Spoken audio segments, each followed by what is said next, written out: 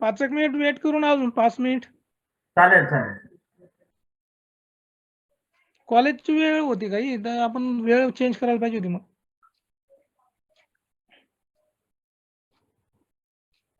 असू दे, काय हरकत नाही, मुलं एकत्रित झाले.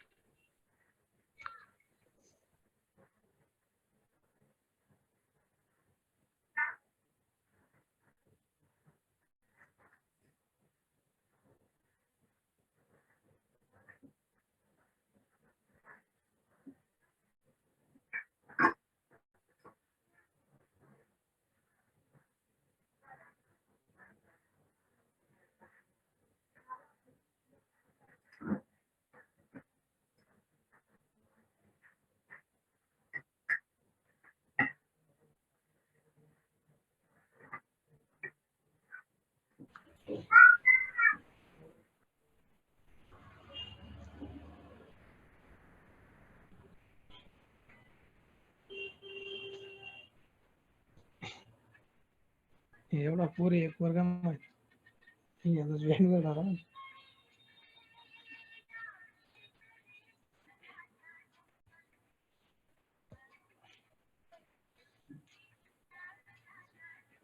स्क्रीनशॉट.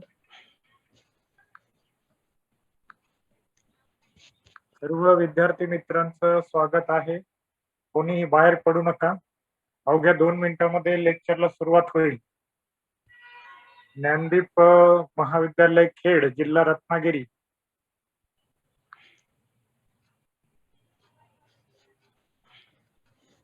शिवाय आमचे मित्र प्रवीण पवार सर यांचा जो खानदेश IAS ग्रुप आहे त्या दोन्हीच्या वतीने आज अर्थशास्त्र विषयावरती मार्गदर्शन आपल्याला मिळणार आहे. जे विद्यार्थी जॉईन झालेले आहेत त्यांनी कृपया बाहेर पडायचं नाहीये. अगदी 5 मिनिटांमध्ये लेक्चरला सुरुवात होईल. अर्थशास्त्र हा विषय तसा अवघड आहे, पण ह्या विषयाची तयारी कशी करायची याबद्दल तुम्हाला मी कल्पना किंवा ज्या सोप्या क्लुप्त्या सांगणार आहे. तर त्यामुळे कोणीही बाहेर पडायचं नाहीये. अवघ्या 2 मिनिटांमध्ये लेक्चरला सुरुवात होईल.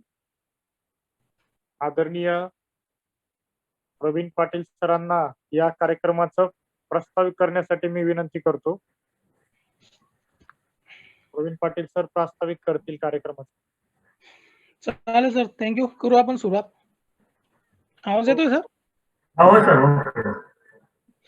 आरंभ ग्रुप चाळीसगाव, खानदेश अधिकारी मित्र मंडळ, मिशन IAS जळगाव व खेड महाविद्यालय यांच्या संयुक्त विद्यमाने आयोजित या 12व्या झूम मीटिंग मध्ये आजचे आपले प्रमुख मार्गदर्शक श्री नारायण पाटील सर यांचे मी आमच्या या उपक्रमाचे समन्वयक आदरणीय राजेंद्र चिंचोले सर व उमेश कुमार बागल सर, प्राचार्य खेड महाविद्यालय, सर्व या अतिथींचं स्वागत करतो आणि आजच्या मीटिंगला सुरुवात करूया. प्रास्ताविकातून या उपक्रमाबद्दल सांगू इच्छितो की ग्रामीण भागातील मुलांमध्ये गुणवत्ता भरपूर असते, परंतु योग्य मार्गदर्शनाअभावी ही मुले मागे पडत असतात. तसेच त्यांची आर्थिक परिस्थिती कमकुवत असल्यामुळे ते बाहेरगावी जाऊन शिक्षण घेऊ शकत नाही आणि या सर्व बाबींचा विचार करून आरंभ ग्रुप चाळीसगाव, खानदेश अधिकारी मित्रमंडळ, मिशन IAS जळगाव व खेड महाविद्यालय यांच्या संयुक्त प्रयत्नाने या आपल्या मुलांसाठी काहीतरी करावे या उद्देशाने गरीब व होतकरू विद्यार्थ्यांना स्पर्धा परीक्षा व करिअर विषयक मार्गदर्शनाद्वारे स्वतःच्या पायावर उभं करावं यासाठी प्रयत्नशील आहेत. आणि याचाच एक भाग म्हणून दर रविवारी विविध अधिकारी तसेच स्पर्धा परीक्षेतील तज्ञ मार्गदर्शक मार्गदर्शन करत असतात. आजच्या मीटिंगला जे प्रमुख अतिथी मार्गदर्शक म्हणून उपस्थित आहेत त्यांचा मी परिचय करून देतो. मान्यवरांनी त्यांना स्क्रीनवर घ्यावे. नारायण पाटील सर हे आपल्या जळगाव जिल्ह्यातील असून चोपडा तालुक्यातील ते आहे. गाव वडगाव बुद्रुक हे आहे. त्यांची पुणे येथे सुयश अकादमी त्यांनी स्थापन केलेली असून त्या माध्यमातून ते मार्गदर्शन करीत असतात. या अकादमीद्वारे युपीएससी एमपीएससी विद्यार्थ्यांना मार्गदर्शन युपीएससी तसेच एमपीएससी विद्यार्थ्यांना मार्गदर्शन करत असतात. त्यांच्या या अकादमीचं वैशिष्ट्य म्हणजे निवास, भोजन, अभ्यासिका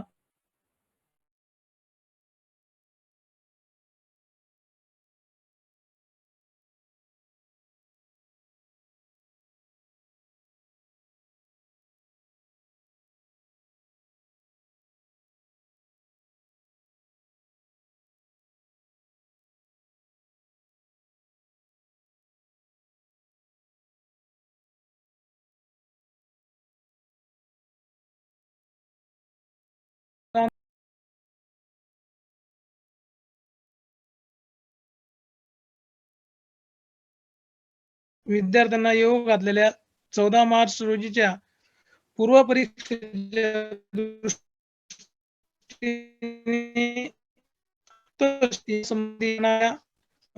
या विषयासंबंधी तयारी कशी करावी या बाबतीत येणाऱ्या 15 दिवसात कशी तयारी करावी या संदर्भात त्यांचे रिव्हिजन स्ट्रॅटेजी तसेच कुठल्या टॉपिकवर विशेष फोकस ठेवावा या विषयाअंतर्गत जे काही घटक आहेत 5 years plan, census policy, fiscal and monetary policy, trade, sustainable development आणि बेसिक इंडियन इकॉनॉमी असे जे महत्वाचे गाभा घटक आहेत या विषयावर आजचे मार्गदर्शक माननीय नारायण पाटील सर हे मार्गदर्शन करणार असून ते कुठल्याही प्रकारचं मानधनाची अपेक्षा न ठेवता आपल्या खानदेशातील विद्यार्थ्यांसाठी मोफत मार्गदर्शन करत आहेत. सरांचं मी धन्यवाद मानतो आणि त्यांनी या पुढील आपले मीटिंग मध्ये मार्गदर्शन करावं अशी मी विनंती करतो. धन्यवाद आदरणीय प्रवीण पाटील सर. अर्थशास्त्र या विषयावरती बऱ्याच लोकांना या विषयाची खूप भीती वाटते, कारण हा विषय किचकट विषय आहे, पण समजला तर अतिशय सोपा विषय आहे. तर आदरणीय प्रवीण पाटील सरांनी तुम्हाला मोफत मार्गदर्शनाची सुविधा उपलब्ध करून दिलेली आहे. एका दिवसाच्या लेक्चर मध्ये सगळं काय अर्थशास्त्र होणार नाही, पण एक अभ्यास कसा करावा अर्थशास्त्राचा हे तुम्हाला कळेल. अर्थशास्त्र विषय हा अभ्यास करताना 2 भाग पाडायचे, त्याचे 2 पाठ करायचे. एक पार्ट म्हणजे संकल्पना. 1 मिनिट मी पेन घेतो लिहायला, म्हणजे तुम्हाला सांगता येईल.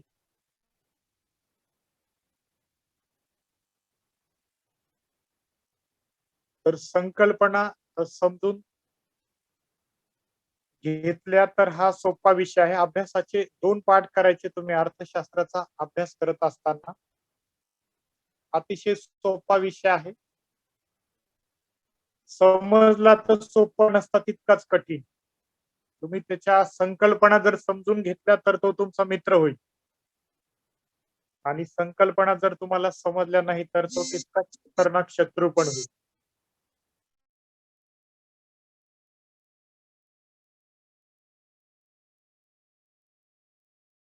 वाचताय समजतंय पुस्तकाचं.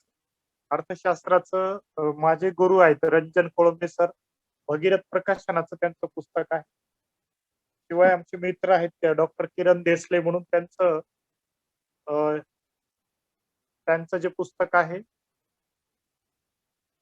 अर्थशास्त्रावरती, हे थोडस मोठं पुस्तक आहे. तर हे तुम्हाला मेन्सला वगैरे वापरता येईल. बाकीचे जे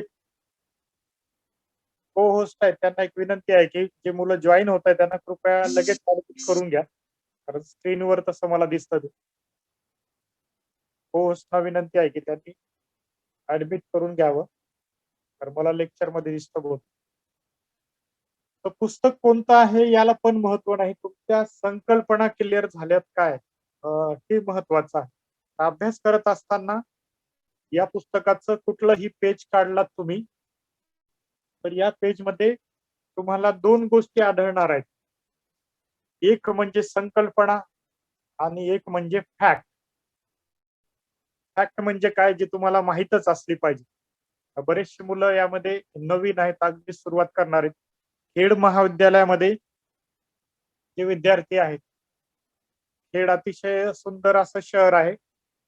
जगबुडीच्या काठावर तिथे मी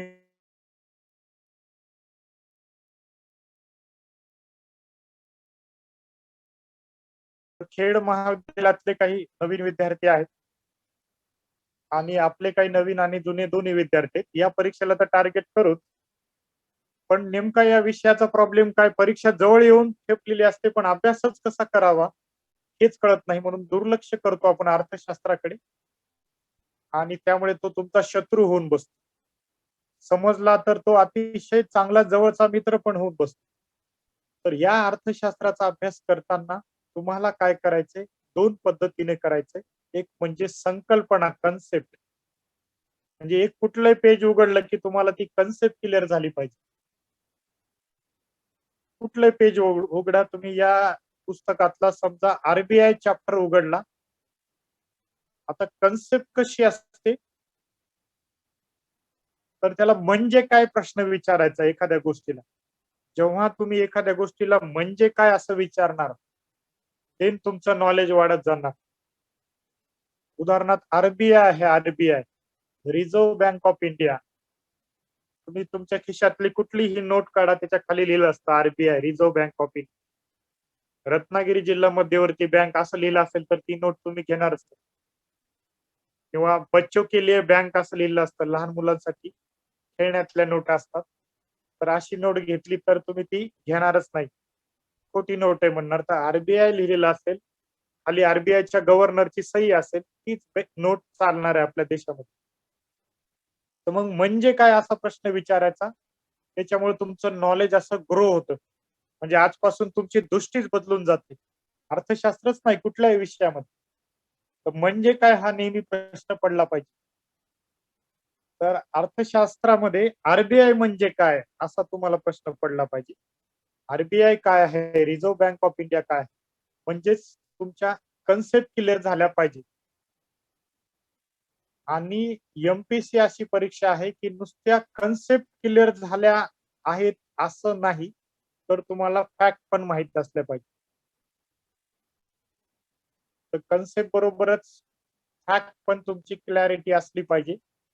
फॅक्ट म्हणजे काय, जे सत्य आहे, काहीच बदलणार नाही, कटू सत्य म्हणतो आपण त्याला. उदाहरणार्थ आरबीआय चॅप्टर मध्ये गेला तर आरबीआय ची स्थापना कधी झाली असा प्रश्न आलेला आहे, तर 1 एप्रिल 1935 ला. आरबीआय ची स्थापना 1 एप्रिल 1935 ला झालेली आहे. ही झाली फॅक्ट, जी की तुम्हाला माहीतच असली पाहिजे. म्हणजे तुम्हाला ती पाठच असली पाहिजे. तिला काय म्हणायचं, फॅक्ट. आणि जी तुम्हाला समजून घ्यायची ती झाली कन्सेप्ट. तर असा दोन्हीतला फरक कळाला पाहिजे. जी समजून घ्यायची ती झाली कन्सेप्ट आणि जी पाठ करायची किंवा लक्षात ठेवायची ती झाली फॅक्ट. फॅक्ट वर प्रश्न येतील आपल्या परीक्षेला. आरबीआय ची स्थापना कधी झाली, 1 एप्रिल 1935.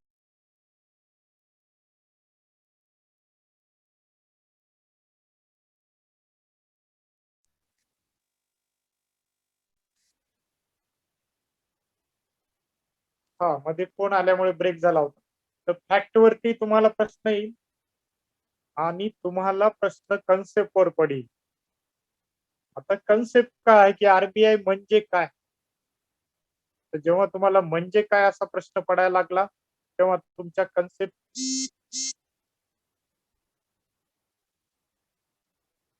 ज्या आहेत त्या क्लिअर व्हायला लागतील.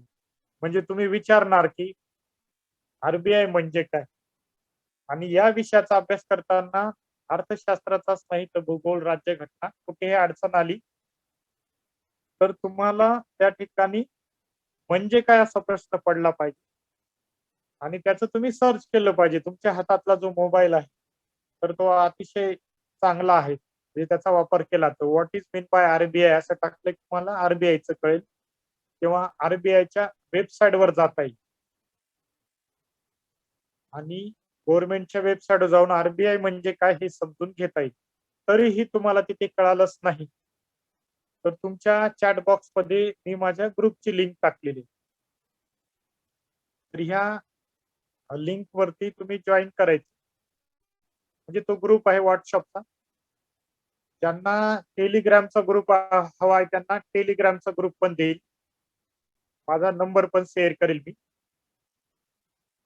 म्हणजे येणाऱ्या समस्या तुमच्या क्लिअर झाल्या पाहिजे. म्हणजे काय तुम्हाला समजलंच नाही तर तुम्ही मला पर्सनली सुद्धा टाकू शकता. तर म्हणजे काय प्रश्न पडल्याशिवाय तुमचा हा विषय क्लिअर होणार नाही. तर माझा जो नंबर आहे मी चॅट बॉक्स मध्ये टाकतो 9588475185. शक्यतो फोन करायचा नाही, तुम्ही मेसेज करा. आणि माझा जो ऑनलाईन लेक्चर घेत असतो मी त्याची पण लिंक टाकली ग्रुप. त्यामुळे तुम्हाला येणाऱ्या प्रत्येक समस्येला तुम्हाला एकट्याला तोंड द्यायचं नाही. आजपासून मी तुमच्या सोबत आहे. तर कुठलीही तुम्हाला अडचण येऊ द्या, कुठल्याही विषयाच्या संदर्भात कन्सेप्च्युअल अडचण, फॅक्ट तुमच्या सगळ्याच पुस्तकात आहे की आरबीआय ची स्थापना कधी झाली तर 1 एप्रिल 1935 ला स्थापना झाली. मग आपल्याला समजून घ्यायचं की आरबीआय म्हणजे काय. तर आरबीआय म्हणजे काय, तर आरबीआय ही देशाची एक मध्यवर्ती बँक आहे. देशाची ही एक मध्यवर्ती बँक आहे.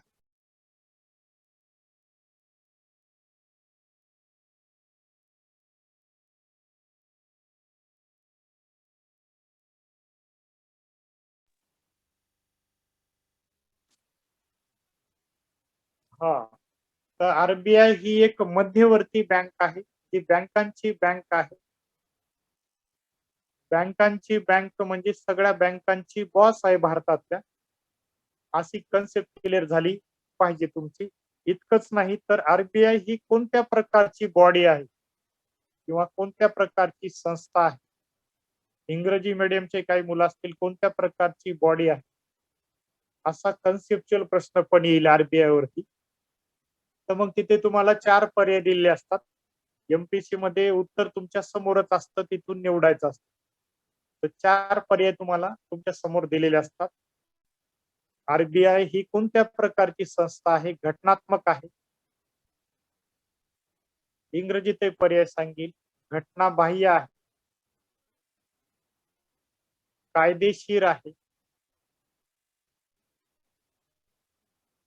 कायदाबाह्य आहे. म्हणजे अजून तुमची कन्सेप्च्युअल क्लॅरिटी आली पाहिजे की आरबीआय ही देशाची मध्यवर्ती बँक तर आहेच, परंतु ती कोणत्या स्वरूपाची आहे, तिचं स्ट्रक्चर कसं आहे, स्वरूप कसं आहे, कोणत्या स्वरूपाची बॉडी आहे हे पण तुम्हाला कळालं पाहिजे. घटनात्मक, घटनाबाह्य, कायदेशीर आणि कायदाबाह्य. उत्तर तुम्ही चॅट बॉक्स मध्ये टाका ज्यांची कन्सेप्च्युअल क्लॅरिटी ऑलरेडी आहे या बाबतीमध्ये. तर चॅट बॉक्स मध्ये उत्तर टाकायचं आहे.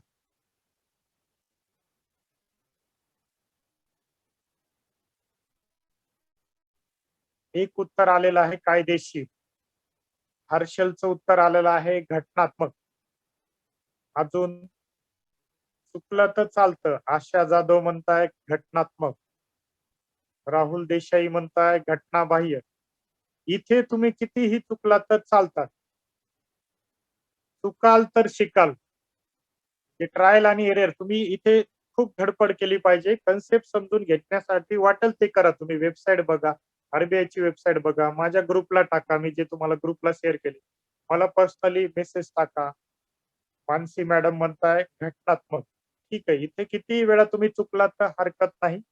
विद्या माटे म्हणताय कायदेशीर. तर आपल्याकडे ऑल ओव्हर महाराष्ट्रातून विद्यार्थी जॉईन झालेले आहेत. फक्त खानदेश मधलेच विद्यार्थी नाही, तर सगळीकडचेच विद्यार्थी आहेत. अखंड महाराष्ट्रामधले आणि इव्हन महाराष्ट्राच्या बाहेरचे पण जॉईन झालेत, काही आपले जुने नवे सगळेच विद्यार्थी. तर लक्षात ठेवा की या ठिकाणी आपला प्रश्न काय की आरबीआयचं स्वरूप कोणतं आहे, की आरबीआयची बॉडी कोणत्या स्वरूपाची आहे. तर घटनेमध्ये ज्या बॉडीचा उल्लेख आहे तीच घटनात्मक असते. आरबीआयचा घटनेमध्ये म्हणजे इंडियन कॉन्स्टिट्यूशन मध्ये कुठेच उल्लेख केलेला नाहीये, म्हणून ही घटनात्मक नाही. ज्यांनी घटनात्मक उत्तर दिले ते चुकलेलं आहे. तर ती घटनात्मक नाहीये. कोणीतरी कायदा बाह्य असं उत्तर दिलंय, तर ती कायद्यामध्ये आहे म्हणून कायद्याच्या बाहेरची आहे असं म्हणता येणार नाही. तर हे पण पर्याय कट झाला. स्पर्धा परीक्षेमध्ये आता येणारी जी 14 मार्चची परीक्षा आहे त्याच्यामध्ये 2 तास वेळ आहे तुम्हाला GS ला. अतिशय सावकाश सोडवायचे 100 प्रश्न आहे. आणि 11 एप्रिलची जी परीक्षा आहे तिथे मात्र फास्ट सोडवायची तुम्हाला 1च तास वेळ मिळणार आहे. राज्यसेवेच्या पूर्व परीक्षेला आपण UPSCच्या धर्तीवर पेपर घेत असतो. तर तुम्हाला पहिला जो GS चा पेपर आहे त्याच्यामध्ये इतिहास, भूगोल, राज्यघटना हे जे विषय आहे त्याला GS असं म्हटलं जातं. तर GS च्या पेपरला तुम्हाला 2 तास वेळ आहे. पर्याय कमी करत करत तुम्हाला उत्तरापर्यंत जायचं आहे. तर घटना कायदा बाह्य हे पर्याय कट झाला, कारण कायद्यामध्ये आहे. एवढी चांगली बॉडी आहे मग तिच्यासाठी काहीतरी कायदा असलाच पाहिजे असं तुम्हाला क्लिक झालं पाहिजे. लक्षात एवढी सुंदर बॉडी आहे जिचं नोटेवरती नाव आहे. रिझर्व्ह बँक ऑफ इंडिया, नोटेवर जर नाव असणारी बँक असेल तर तिचा कायदा असणारच आहे मित्रांनो. साधा SBI चा कायदा आहे. तर SBI चा कायदा आहे. चार्जिंग कोणाची संपली? राहुल देसाई. माझी नाही संपली चार्ज. 49% आहे. ह्याच्यावरती भरपूर चालेल. माझा मोबाईल 2-3 तास चालेल. तर ती काळजी करू नका चार्जिंग. तर 2 तास तुम्हाला वेळ मिळणार आहे म्हणून पर्याय कट करत याला एलिमिनेशन मेथड म्हणतात. तर नुसता अभ्यास करून उपयोग नाही, तुम्हाला मेथडॉलॉजी कळली पाहिजे, ट्रिक्स आणि टेक्निक सुद्धा कळायला पाहिजे.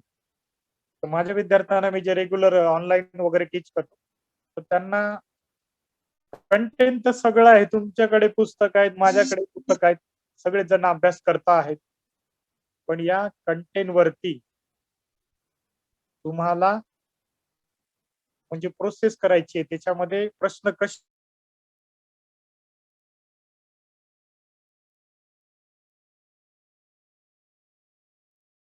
म्हणजे कसा, आता तुम्हाला सांगितलं की एवढी मोठी बँक आहे याचा अर्थ ती कायदेशीर असणारच आहे म्हणून कायदा बाह्य पर्याय कट झाला, सेन्स डेव्हलप झाला. तर दॅट इज युअर सेन्स. जे बऱ्याचशा गोष्टी पाठ करून अभ्यास करून त्याच्या पलीकडेही तुम्हाला सेन्सवर सोडवता आल्या पाहिजे. 100 पैकी इथे 50% मार्कावरच निकाल लागतो MPSCचा. म्हणजे इथं 90% 12वीला बोर्डात आलेला मुलगा पण फेल होतो आणि 35% मार्क मिळालेला सुद्धा पास होतो. साधा BA झालेला आणि MBBS सुद्धा या परीक्षेला फेल होतो. तर ही अशी परीक्षा आहे, समजणाऱ्याला समजलं तर सोपं आहे.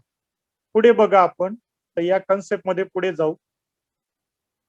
तर ही कायदेशीर असणारच आहे हे तुम्ही सेन्सवर तुम्हाला समजलंय म्हणून चौथा पर्याय उत्तरामध्ये येणार नाही. कायदा बाह्य असा चौथा पर्याय आहे म्हणून चौथा पर्याय आपण कट केला. घटनात्मक नाहीये ती, घटनेत तिचा कुठेच उल्लेख नाहीये. मग उरले पर्याय 2 आता, घटना बाह्य आणि कायदेशीर. तर घटना बाह्य तर आहेच ती, पण आपल्याला अजून एक्झॅक्ट उत्तर द्यायचे. तर ही कायदेशीर आहे. मगाशी विद्या माटे नावाच्या मुलीने उत्तर दिलं छान. व्हेरी गुड विद्या माटे. तर कायदेशीर असं उत्तर दिलेलं आहे. तर हे बरोबर आहे. RBI स्थापन करण्यासाठी मित्रांनो कायदा केलेला आहे. त्या कायद्याचं नाव आहे RBI ऍक्ट 1934. तर RBI ऍक्ट 1934 हा कायदा आहे. या कायद्यानुसार हे मुलं मध्ये येतात त्यांना ऍडमिट करावं लागतं. तर या कायद्यानुसार RBI ची स्थापना झालेली आहे. 1934च्या कायद्यानुसार स्थापना झाली. उत्तर सांगितलं राहुल देसाई. 1934च्या कायद्यानुसार RBI ची स्थापना कधी झाली? तर मगाशीच आपण पाहिलं की 1 एप्रिल 1935 ला. तर ह्या झाला फॅक्ट, म्हणजे फॅक्ट क्लॅरिटी. फॅक्ट ही तुम्हाला माहित असली तरच परीक्षेमध्ये येईल, पण कन्सेप्च्युअल प्रश्न हा तुम्हाला पर्यायातून जाता येईल. तुमचा पहिलीपासून आजपर्यंत जे जे शिकलात सगळा सेन्स वापरायचा तिथे. टोटल तुमचा सेन्स वापरायचा तिथे. पहिलीपासून आजपर्यंत तुम्ही जे जे शिकलात तर ही सगळी ताकद तुम्हाला लावायची. पूर्ण एनर्जीने तुम्हाला तिथं तुमचा मेंदू वापरायचा आहे आणि पर्याय कट करत करत करत उत्तरापर्यंत जायचंय. मगाशी याच्या प्रश्नामध्ये आपण तसंच केलंय की एवढी मोठी बँक आहे तिला काहीतरी कायदा असणारच आहे. म्हणून कायदा बाह्य हे आपण पर्याय कमी केलेला. तर हा एक महत्वाचा टॉपिक आहे आरबीआय. एकाच तासामध्ये आपल्याला सगळं करणं शक्य नाही, पण जसा जसा वेळ मिळेल तसे आपण म्हणजे सरांनी जर तशी संधी दिली खेड महाविद्यालयाने तर आपण मध्ये मध्ये तसं भेटत जाऊ आणि आपल्या कन्सेप्ट क्लिअर करत जाऊ.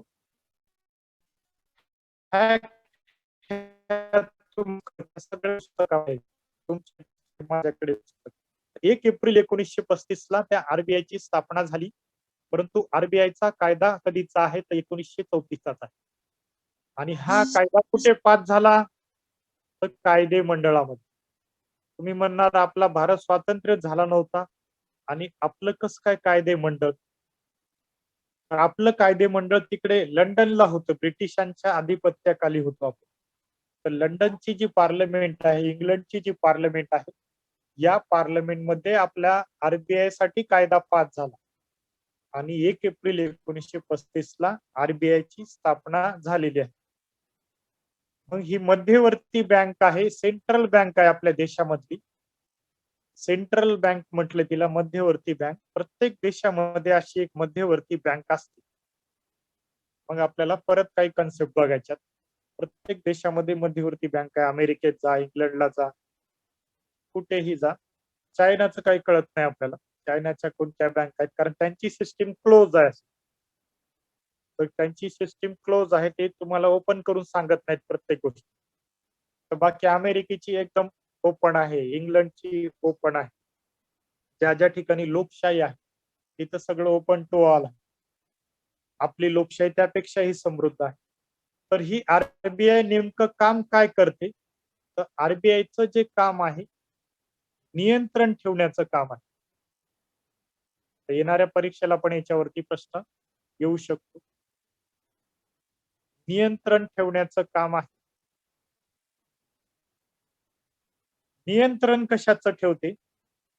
तर पैशाच्या बाबतीमध्ये नियंत्रण ठेवते, कॅशच्या बाबतीमध्ये नियंत्रण ठेवते.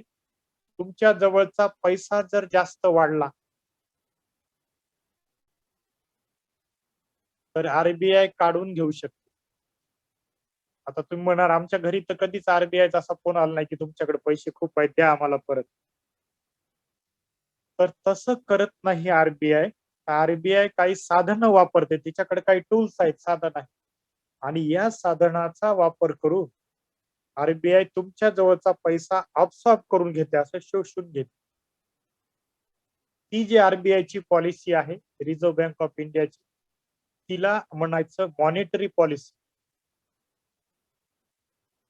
मॉनिटरी पॉलिसी तुम्हाला मराठीतून हवंय तर मौद्रिक धोरण, मराठी आणि हिंदी ते दोन्ही पण मौद्रिक नीती म्हणतात. मॉनिटरी पॉलिसी जी आहे, are the policy. Monetary policy means the policy which is control on the money. तर ती तुमच्या पैशावरती नियंत्रण ठेवत असते. तुमच्याकडे जर पैसा जास्त झाला, म्हणजे इकॉनॉमिकल भाषेमध्ये बघू तर बाजारामध्ये, अर्थव्यवस्थेमध्ये जर पैसा जास्त झाला आणि हा जर पैसा बाजारातून काढून घ्यायचा आहे आरबीआयला, तर हा जर पैसा काढून घ्यायचा आहे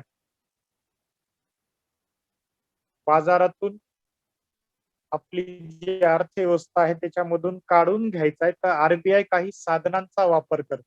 म्हणजे त्याच्यामध्ये मग कन्सेप्ट आहे CRR, SLR, repo, reverse repo.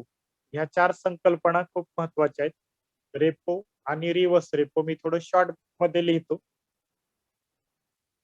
CRR SLR, repo आणि रिव्हर्स रेपो. तर हे साधनं आरबीआय वापरत असते. CRR म्हणजे काय? आता काही गोष्टी इंग्रजीतूनच सोप्या होतील तुम्हाला. मराठीमध्ये त्यांची नावं खूप अवघड आहेत. इकॉनॉमिक्स प्युअर मराठीमध्येच करायचंय. मराठी भाषेचा आज दिवस आहे. पण काही गोष्टी ह्या खरंच मराठीतून लवकर कळत नाहीत, त्या इंग्रजीतूनच कळतील. ज्या भाषेतून कळतील त्या भाषेतून आपलं ज्ञान वाढलं पाहिजे. मराठीचा तर आपल्याला अभिमान असलाच पाहिजे. पण CRR हा तुम्ही इंग्रजीतूनच लक्षात ठेवला तर जास्त सोपा होईल, हे माझं वैयक्तिक मत आहे. तर CRR म्हणजे काय? तर cash reserve ratio. Cash reserve ratio म्हटलं की आपल्याला खूप अवघड वाटतं. तर सोप्या भाषेमध्ये सांगतो. ही जी आरबीआय आहे, देशाची मध्यवर्ती बँक आहे. या आरबीआय कडे इतर ज्या बँका आहेत, कमर्शियल बँका, ज्याला व्यापारी बँका म्हणतात. फॉर एक्झाम्पल SBI घेऊ आपण. तर SBI काय करते? आपल्या जवळचा काही निधी आरबीआय कडे नेऊन ठेवते. तुमची बघा कॉलनी असते, वसाहत असते, गल्ली असते. त्या गल्लीमध्ये एक थोडी स्त्री हुशार असते, एक महिला हुशार असते.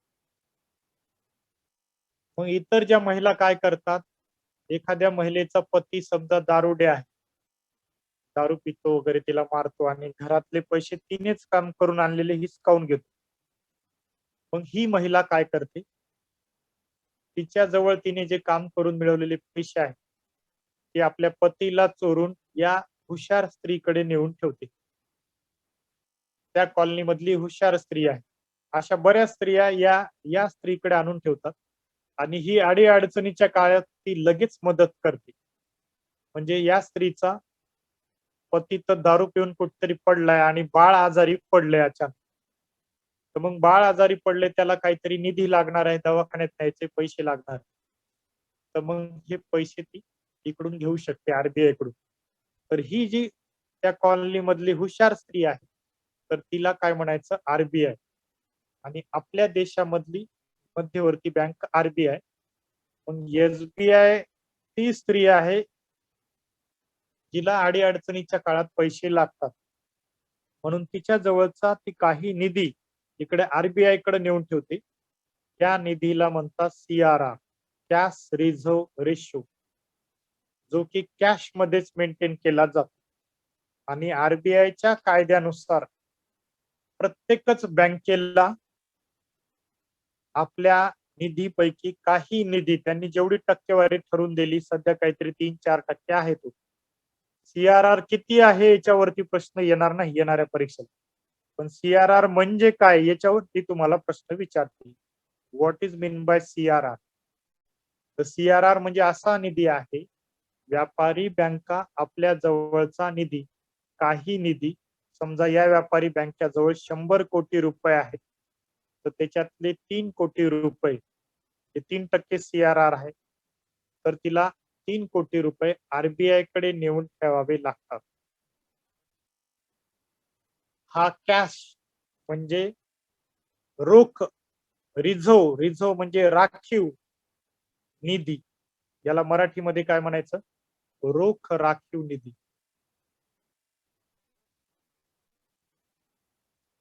आणि इंग्रजीमध्ये CRR.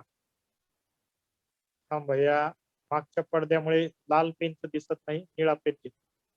CRR, cash reserve ratio. CRR ज्या व्यापारी बँका आहेत त्या बँकांना आरबीआय कडे नेऊन ठेवावा लागतो. आरबीआय कडे का? तर ही बँक सगळ्या बँकांची बँक आहे, मध्यवर्ती बँक आहे. अडीअडचणीच्या काळात ती तुम्हाला मदतही करणार आहे. आता समजा बाजारामधला पैसा वाढला, म्हणजे मार्केट मधली इकॉनॉमी जी आहे ती खूप ग्रोथ झाली आणि लोकांजवळ खूप पैसा आला, त्याला तेजी म्हणतात. सध्या मंदी आली मार्केटमध्ये करोनामुळे वगैरे. तर तेजी आली मार्केटमध्ये, तेजी आली म्हणजे काय? खूप पैसा वाढला. तर असा पैसा वाढल्यानंतर तुम्हाला हा पैसा आरबीआय ला कमी करायचा आहे. तर मग आरबीआय काय फोन करून सांगत नाही मार्केट मधला सगळा पैसा जमा करा आणि माझ्याकडे पाठवा, असं आरबीआय म्हणत नाही.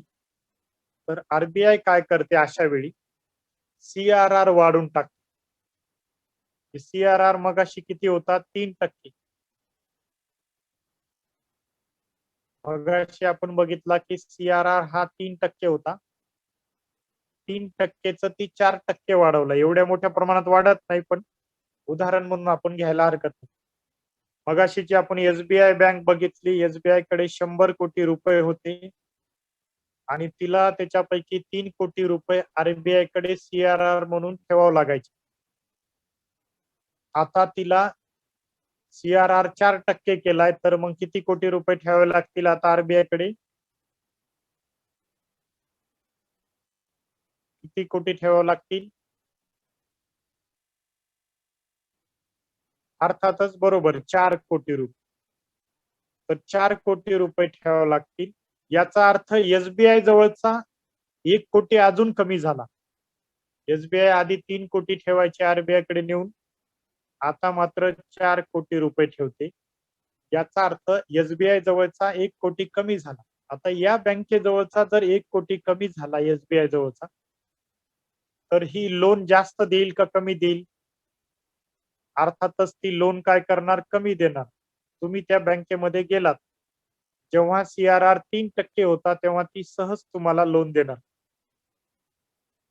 आता सीआरआर 4% झाला, तुम्हाला ती लोन देणार नाही, सहज देणार नाही, कारण तिचीच लिक्विडिटी कमी झालेली आहे. त्याच बँकेजवळचा पैसा काय झालाय? कमी झाला. म्हणजे तुमची लिक्विडिटी वाढणार नाही, तुमच्या जवळचा पैसा वाढणार नाही. तुमच्या जवळचा पैसा वाढणार नाही म्हणजे बाजारात तुम्ही काही खरेदी करायला जाणार नाही. खरेदी करायला तुम्ही गेला नाही तर बाजारामध्ये काही डिमांड, मागणी होणार नाही. मागणी झाली नाही म्हणजे पुरवठ्याची गरज नाही. तर असं अर्थशास्त्र सोपं आहे. समजून घेतलं तर अतिशय सोपं. खरेदी शक्ती तुमची कधी वाढणार आहे? तुमच्या खिशामध्ये पैसा भरभरून आहे, अशा वेळेसच तुमची खरेदी शक्ती वाढणार आहे. तर इथे तुमची खरेदी शक्ती कमी झाली, मार्केट मधला पैसा कमी झाला, अशा वेळेस लोक उलट बँकेमध्ये नेऊन पैसे ठेवतात. मंदी येते त्यावेळेस. तर मग आरबीआयनं काय तंत्र वापरलंय? सीआरआर वाढवला. मग तुम्हाला प्रश्न येतो की आरबीआय सीआरआर कधी वाढवते? साधा कन्सेप्च्युअल प्रश्न येतो की आरबीआय सीआरआर डॅशच्या वेळी वाढवते. आरबीआय सीआरआर कोणत्या वेळी वाढवते असा प्रश्न येतो. पर्याय 1 मंदीच्या वेळी, तेजीच्या वेळी. पर्याय नंबर 2. पर्याय नंबर 3 वरील दोन्ही काळात. पर्याय नंबर 4 यापैकी नाही. म्हणजे जेव्हा आयोगाकडे पर्याय नसतो, मग एक पर्याय त्यांच्याकडे तयार असतो, यापैकी नाही. विशालचं उत्तर करेक्ट आले. विशाल चौधरी, व्हेरी गुड. तर आरबीआय सीआरआर कधी वाढवते असा प्रश्न आहे. Mansi madam, very good. अजून खेड महाविद्यालयातले विद्यार्थी, तुम्हाला कळालं असेल सांगा. एव्हरीवन मध्ये नाही टाकायचं उत्तर. ऍपल आयफोन वाले जे आहेत, ऍपल आयफोन एव्हरीवन मध्ये टाकायचं नाही, डायरेक्ट मेसेज टाकायचा मला. एव्हरीवन टाकल्यामुळे तुमचं उत्तर सगळ्याला दिसतं. Very good. Sonali Pachpor madam जे आहेत ते आपल्याकडे नागपूरहून जॉईन झालेत आपल्या लेक्चर मध्ये. तर बरोबर आहे. गजानन बरोबर. Priya madam, very good. खेडचं कोणी असेल, खेडचे उत्तर टाका. मी जर सांगितलेली कन्सेप्ट तुम्हाला कळली असेल. खेड महाविद्यालयातले विद्यार्थी.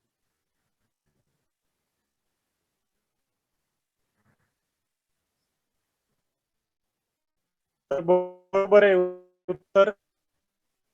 बाहेर आलं नाही परतही मला तुम्ही पर्सनली मेसेज करू शकता. अशीच तुम्हाला नंबर दिलाय. परत तुम्हाला हवा असेल इथे लिहितो मी 95 88 47 51 85 कन्सेप्ट क्लिअर झाल्याशिवाय अर्थशास्त्रामध्ये पुढे जायला नाही. अदरवाईज तुम्ही फसता. नुसत्या फॅक्ट केल्या तर फॅक्टवर प्रश्न आलेले येतात तुमच्या बरोबर पाठांतर करून, परंतु concept जर तुमची क्लॅरिटी आली नाही तर आरबीआय तेजीच्या वेळेस बाजारामध्ये तेजी आहे म्हणजेच बाजारात खूप पैसा आहे, मग आरबीआय ला पैसा कमी करायचा, तर या तेजीच्या काळातच आरबीआय काय करणार, सीआरआर वाढवणार. सीआरआर म्हणजे तिच्या जवळचा जो पैसा आहे, जो व्यापारी बँकेला नेऊन ठेवायचा, उदाहरणार्थ एसबीआय ला एक रक्कम तिच्याकडे नेऊन ठेवायची आणि ही रक्कम कॅश मध्येच असली पाहिजे. तुम्ही सोन्यामध्ये नेऊन ठेवू शकत नाहीत, गोल्ड देऊ शकत नाहीत. It should be always cash. याचं नावच आहे सीआरआर. त्याच्यावर आगामी परीक्षेत प्रश्न येऊ शकतो. सीआरआर म्हणजेच cash reserve ratio. It must be always cash. कारण कॅश मध्ये जरी चढ उतार झाला तर चालतो. तुम्ही गोल्ड नेऊन ठेवून आरबीआय कडे आणि गोल्डची किंमत जर वाढली की व्यापारी बँक काय म्हणणार की आम्ही जेव्हा खूप जास्त किंमत होती, 50,000 रुपये तोळा होता तेव्हा दिलं होतं तुम्हाला गोल्ड, तर आम्हाला आता 50,000 रुपये गोल्ड 30,000 रुपये तोळा कमी झालं. तर मग तुम्ही काय म्हणणार की तुम्ही म्हणजेच व्यापारी बँक आम्हाला 50,000 रुपये द्या, आता गोल्ड नको, कारण आता पैशाची किंमत, पैसे वाढलेले आहेत आणि गोल्डची किंमत कमी झाली, सोन्याची किंमत कमी झाली. तर असा एक रक्कम असतो की आरबीआय सीआरआर म्हणजे बँकेकडे नेऊन ठेवते. अडीअडचणीच्या काळात बँक पण आरबीआय व्यापारी बँकांना मदत करते, कारण ती सगळ्या बँकांची बँक आहे. सगळ्या बँकांचा अकाउंट मध्ये आहे. आरबीआय समजून घ्या. आरबीआय चॅप्टर तुम्हाला समजला पाहिजे. त्यानंतर काही रक्कम काय करतात, बँका स्वतः जवळ सुद्धा राखीव ठेवतात. त्याला म्हणायचं एसएलआर. एसएलआर म्हणजे स्टॅट्युटरी लिक्विडिटी रेशो. लिक्विडिटी म्हणजे तरलता. तरलता तुमच्या खिशामध्ये खूप पैसा आहे याचा अर्थ तुम्ही तरलता, लिक्विडिटी जास्त आहे. तुम्ही बाजारात जाऊन वडापाव खाऊ शकता, हॉटेलमध्ये जेवू शकता, रत्नागिरीला जाऊन तुम्ही दापोलीला जाऊ शकता, कारण दापोली हे रत्नागिरीचं महाबळेश्वर आहे, थंड हवेचं ठिकाण आहे. त्याच्यानंतर रत्नागिरीला जाऊन सुवर्णदुर्ग किल्ला पाहू शकता. रत्नदुर्ग नावाचा किल्ला जो आहे तो पाहू शकता, रत्नदुर्ग. तर याचा अर्थ तुमची लिक्विडिटी जास्त असते, तुमची खरेदी शक्ती वाढते. मग ती लिक्विडिटी कमी करायची तर बँकांची लिक्विडिटी कमी करावी लागते, तरच तुमची तरलता कमी होते. तर बँकेनं सहज लोन दिलं म्हणून तुम्ही घर घेता, म्हणजे घर तुम्ही घ्यायला लागले म्हणजे घराच्या किमती वाढतात. घराची मागणी केली, कुठल्याही गोष्टीची मागणी जर केली तुम्ही डिमांड, तर तुमची किंमत त्या ठिकाणी वाढत असते. तर मागणी केली की पुरवठा त्या ठिकाणी जर कमी असेल तर त्या वस्तूच्या किमती पण वाढतात. तर हे लक्षात ठेवा. तर एसएलआर बद्दल तुम्हाला सांगायचं की एसएलआर हा असा निधी आहे की तो आरबीआय कडे नेऊन ठेवायची गरज नाही. समजा एसबीआय बँक आहे, तिला स्वतःकडेच तो ठेवायचा. एसएलआर हा स्वतःकडेच तिला राखीव ठेवायचा आहे आणि हा मात्र गोल्ड मध्ये ठेवता येतो. हा कॅश मध्ये ठेवायची गरज नाही, गोल्ड मध्ये सुद्धा मेंटेन करता येते. तर ही एक कन्सेप्ट बघितली आपण आरबीआय. आरबीआयच्या रिलेटेड दोन कन्सेप्ट बघितल्या, सीआरआर आणि त्याच्यानंतर एसएलआर. तुम्ही आता एक होमवर्क म्हणून रेपो आणि रिव्हर्स रेपो ह्या कन्सेप्ट बघा आणि जर तुम्हाला काही अडचण आली त्याच्यामध्ये रेपो आणि रिव्हर्स रेपो मध्ये मला विचारा. एकाच दिवसात तुम्हाला किंवा एका तासामध्ये सगळं घेणं शक्य नाहीये, कारण ह्या कन्सेप्ट जे समजून सांगाव्याच लागतात, त्याशिवाय क्लिअर होत नाहीत. तर अर्थशास्त्र मग एकदा कन्सेप्ट कळाल्या की तुम्हाला सोपा होतं. मग उरतं काय, फक्त फॅक्टच करत राहायचं. तर फॅक्ट वरतीच तयारी करत राहायचं एकदा कन्सेप्ट कळाली की. Very good. प्रिया भाऊकर मॅडमने मग त्या प्रश्नाचं उत्तर दिलं होतं. खेडच्या आहेत त्या. तुमचं खूप खूप अभिनंदन प्रिया मॅडम. खेडमध्ये सुद्धा कोकणामध्ये सुद्धा विद्यार्थ्यांमध्ये पोटेन्शियल आहे. विद्यार्थी खूप बुद्धिमान आहेत, फक्त त्यांना वातावरण नाही तिथे. तर वातावरण जर मिळालं तर हे मुलं सुद्धा IAS, IPS, तहसीलदार, BDO अशा मोठ्या मोठ्या पदावर जाऊ शकतात. आणि खेड महाविद्यालयाचं खूप कौतुक करावंसं वाटतं की त्यांनी जळगाववरून या ठिकाणी म्हणजे त्या विद्यार्थ्यांशी हितगुज करण्याची मला संधी उपलब्ध करून दिली. तर वेलकम. म्हणजे प्रियानं उत्तर खूप चांगलं दिलंय. तिची कन्सेप्ट क्लिअर झालेली. तर अ, खेड महाविद्यालयाचं म्हणजे कौतुक आता खूप रत्नागिरी जिल्ह्यामध्ये, कोकणामध्ये एकूण 7 जिल्हे आहेत. पण नेमकं खेड महाविद्यालयच आलेलं आहे. म्हणून या कॉलेजचं कौतुक करायला हवं. तर खेड महाविद्यालयानेच ही संधी उपलब्ध करून दिली. तर करण्यासारखं खूप आहे. MPSC मध्ये भरपूर पदं आहेत. MPSC, UPSC रेग्युलर पोस्ट काढते. कारण प्रशासन हे कधीच बंद पडणार नाही. करोना आला, गेला, काही झालं, तेजी आली, मंदी आली, ऑफिसर लागणारच आहे. म्हणून इकडे तुम्हाला एक ऑफिसरला वेगळी डिग्निटी मिळते सिलेक्शन झाल्यानंतर आणि तुम्हाला वेगळा सन्मान मिळतो आणि लाईफ टाईम तुम्हाला सिक्युरिटी आहे. प्रायव्हेट सेक्टरमध्ये तिथे खूप चढ उतार आहे. कारण मी गव्हर्नमेंट सेक्टर बघून आलो. अगोदर गव्हर्नमेंट मध्ये काम केले, आता प्रायव्हेट मध्ये करतो. तर प्रायव्हेट सेक्टरमध्ये सतत तुम्हाला स्पर्धा आहे. गव्हर्नमेंट सेक्टरमध्ये जसं तुमचं वय वाढत चाललंय तसं तसं तुम्हाला वरच्या पदावर नेलं जातं. परवालाच आमचा एक विद्यार्थी UPI होता, तो PSI झालेला. तर मग असे सॉरी API होता, तो PI झालेला. APIचं प्रमोशन PI होतं, पोलीस इन्स्पेक्टर. आधी तो फक्त PSI म्हणून त्याचं सिलेक्शन झालंय.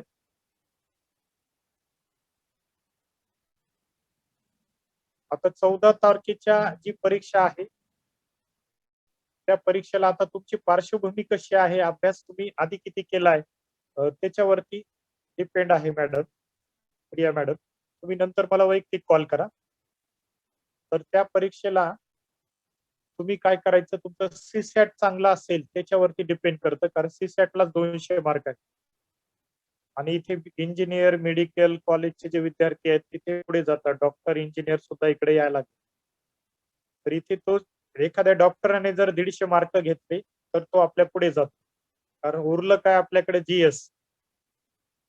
तर GS मध्ये तुम्हाला 100 मार्क काढणं कठीण असतं, कारण याच्यामध्ये खूप विषय आहेत, एक 7-8 विषय आहेत. त्याच्यामधलाच अर्थशास्त्र विषय. हा, GDP विषयी सांगू का? व्हेरी गुड, चांगला क्वेश्चन विचारलेला आहे. GDP म्हणजे काय, हा एक क्वेश्चन आलाय. Gross development product. तर GDP म्हणजे काय, तर आपल्या देशामधल्या ज्या सगळ्या वस्तू आहेत आणि आपल्या देशामधल्या सगळ्या सेवा आहेत, तर या सगळ्या वस्तू आणि सेवांचं जे बाजारातलं मूल्य आहे. आता माझा हा मोबाईल आहे, माझ्याकडे हा पेन आहे, पुस्तक आहे. या पेनची किंमत समजा 10 रुपये आहे बाजारात. या पुस्तकाची किंमत काहीतरी 250 रुपये आहे. तर सगळ्याच आपल्या देशातल्या विदिन आवर कंट्री वस्तू आणि सेवाचं बाजार मूल्य, त्याला GDP म्हणतात. तुमच्या प्राचार्यांचा पगार, पवार सरांचा जिल्हा परिषद मिळणारा 70-75 हजार पगार, भरपूर पगार आहे पवार सरांना. तर हा सगळा पगार, हा सगळा GDP मध्ये येणार आहे. Gross development product. तर GDP ही ढोबळ संकल्पना आहे. म्हणजे हे पुस्तक मी आता 250 रुपयाला घेतलंय. आता तुम्हाला जर म्हणलं घ्या 250 रुपयाला, खेडमध्ये मी आलो, मी वापरलं, याच्यावर खानाखुणा केल्या, तुम्ही घेणार आहेत काय? नाही घेणार. तुम्ही म्हणणार सर अर्ध्या किमतीत द्या, 250 ला घेतलंय ना, 125 रुपयाला द्या, 150 ला द्या. म्हणजे अर्धा 50% या पुस्तकाचा आता घसारा झालाय, घसारा. घसारा याच्यामध्ये पकडत नाही. म्हणजे एखादी तुम्ही गाडी घेतली, गाडी तुम्ही शोरूमच्या बाहेर काढली की तुम्ही काय म्हणता, त्याची किंमत कमी होती. म्हणजे एखादी 4 लाखाची कार घेतली, लगेच 4 लाखाला तुम्ही विकायला निघालात तर कोणी घेत नाही. एकदा शोरूमच्या बाहेर काढला, वर्षभर वापरला तर तिच्या चाकांचा घसारा होतो. मधलं एक साहित्य जे कमकुवत आहे ते तुटतं. मागून कोणतरी डॅश देतं, गाडी ठोकली म्हणतो आपण, तर ते डॅमेज होत. असा जो घसारा झालेला असतो तो याच्यामध्ये काउंट करत नाहीत. जीडीपी ही ढोबळ संकल्पना आहे. वस्तू आणि सेवांची सगळी बाजार मूल्य आहे. तर त्याची सगळी गोळाबेरीज. एखादा विदेशातला माणूस येतोय आपल्या इथे आणि तो आपल्या देशामध्ये काम करतो, पैसे कमवतो, ते सुद्धा आपल्या जीडीपी मध्ये काउंट होतो. आणि आपला देशातला माणूस समजा लंडनला गेला, एक माझा मित्र टेक्सास मध्ये अमेरिकेमध्ये तिथे काम करतोय, त्याला मिळणारा जो पगार आहे तो टेक्सासच्या जीडीपी मध्ये किंवा युएसएच्या जीडीपी मध्ये काउंट होईल. तर जीडीपी अशी ढोबळ संकल्पना आहे. ज्या देशामध्ये काम केलं, ज्या देशामध्ये वस्तू आणि सेवा निर्माण झाल्यात, त्यांची सगळी जी गोळाबेरीज आहे त्याला जीडीपी असं म्हटलं जातं. तर छान क्वेश्चन विचारला. जीडीपी मध्ये मग विदेशी माणूस जरी असला तर त्याची ही पगार काउंट होते.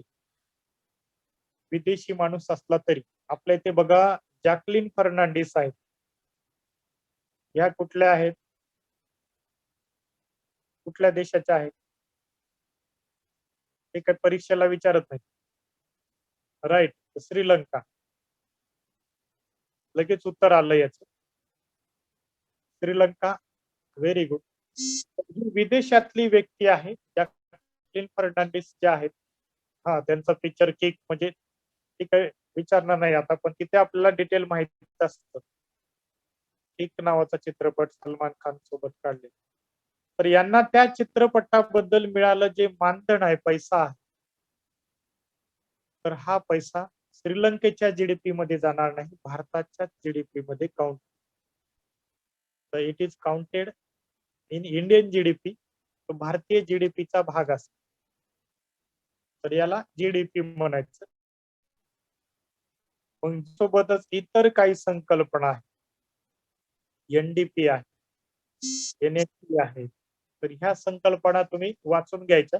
त्या संकल्पना समजण्यासाठी काही टॉपिक या पुस्तकातले वाचायचे, देसले सरांच्या पुस्तकात, आणि काही टॉपिक हे कोळंबे सरांच्या पुस्तकामध्ये आहे.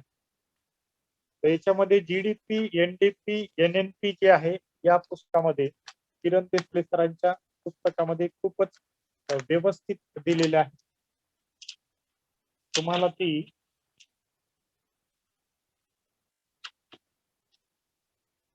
तर या पुस्तकामध्ये राष्ट्रीय इन्कम म्हणजे नॅशनल इन्कम, तुम्हाला ते उलट दिसत असणार आहे. तर राष्ट्रीय उत्पन्न ज्या संकल्पना आहेत, आणि रिव्हिजन साठी सुद्धा हे पुस्तक चांगलं आहे, कारण याच्यामध्ये ज्या ब्रॅकेट दिलेल्या आहेत ते ब्रॅकेट ज्यांना एसटीआय व्हायचं आहे, तर एसटीआय ला इकॉनॉमिक्सला 100 मार्क आहेत, 100 ते 110. इकॉनॉमिक्सच्या म्हणजे एसटीआयच्या मुख्य परीक्षेला, पूर्व परीक्षेला नाही.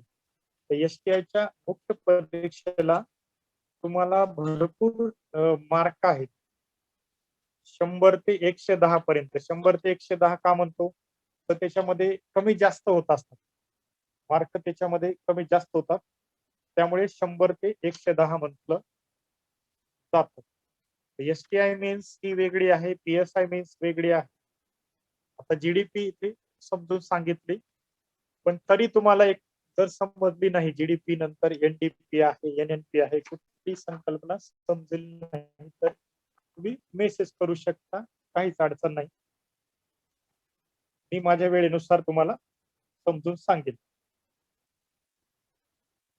हा, आता हे पुस्तक तुम्ही 250 रुपयाचं पुस्तक आहे. तुम्ही म्हणणार की खेळला विकायला आलो मी, तर तुम्ही म्हणणार सर मी 125 रुपयाला घेतो, अर्ध्या किमतीमध्ये घेतो. म्हणजे जो घसारा झालाय त्याला डिप्रिसिएशन म्हणतात. जीडीपी मायनस घसारा, घसाऱ्याचा फक्त डीच लिहायचा. एक मिनिट, ब्ल्यू पेन घेतो. जीडीपी वजा डी, जीडीपी वजा डी म्हणजेच काय येतो, is equal to NDP. NDP ही कन्सेप्ट काय आहे, तुमच्याकडे मी पुस्तक विकायला आलो, माझं वापरलेलं पुस्तक घ्या म्हणतोय, माझी वापरलेली पेन घ्या म्हणतोय. 10 रुपयाची पेन तुम्ही म्हणणार सर 2 रुपयाला द्या किंवा 5 रुपयाला द्या. तर ज्या आर्थिक वर्षात घेतली मी आपलं आर्थिक वर्ष सुद्धा परीक्षेला विचारलंय की 31 मार्च, जे आपल्या देशाचं जे फायनान्शियल इयर आहे ते 1 एप्रिलला सुरू होतं आणि 31 मार्च पर्यंत संपत. तर जीडीपी मध्ये जीडीपी वजा डी, डी म्हणजे डिप्रिशिएशन, जे घसारा झाला. 4 लाखाची कार तुमच्या प्राचार्याची आहे, प्राचार्य साहेबांची 10 लाखाची असेल असू द्या, आणि त्यांनी विकायला काढली, आणि विद्यार्थीच आला तर तो म्हणणार नाही की 10 लाखाची 10 लाखाला घेणार नाही. तो म्हणेल सर मला कमी द्या, मी तुमचा आवडता विद्यार्थी आहे. 4 लाख कमी, सर कितीला देतील तुम्हाला? 6 लाखाला. सरांना नवीन गाडी घ्यायची, तर 4 लाखाचा झाला घसारा. तर जीडीपी वजा डी, डी म्हणजे डिप्रिशिएशन, घसारा झालेला आहे, इज इक्वल टू एनडीपी, म्हणजे ही दुसरी कन्सेप्ट आहे. एनडीपी, एनडीपी मधला एन जो आहे, तर एन काय सांगतो? Net domestic product. एन जो आहे तो नेट दाखवतो,